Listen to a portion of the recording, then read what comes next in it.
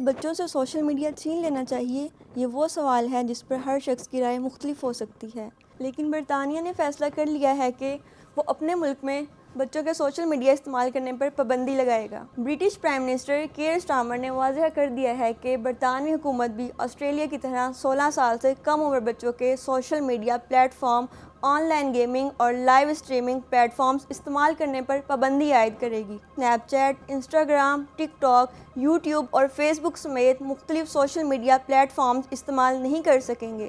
ایسے gaming plate form جہاں اجنبی لوگ بچوں سے رابطہ کر سکتے ہیں، ان پر بھی پابندی ہوگی، لیکن واٹس ایپ اور سگنل جیسے میسیجنگ پلیٹ فارمز پابندی کی زد میں نہیں آئیں گے۔ برطانوی حکومت کا کہنا ہے کہ انہوں نے اس پالیسی کا ماڈل آسٹریلیا سے لیا ہے۔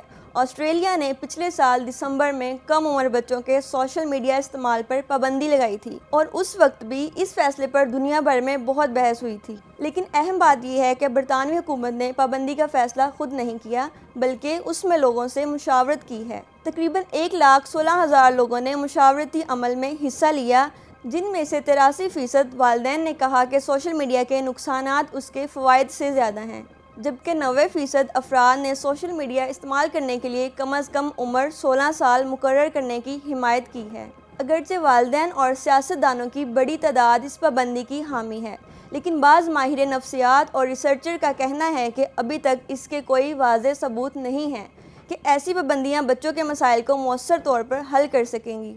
آپ اس بارے میں کیا سوچتے ہیں؟ کیا آپ کے خیال میں یہ پابندی ہونی چاہیے یا نہیں؟ اپنی رائے کمنٹس میں بتائیں۔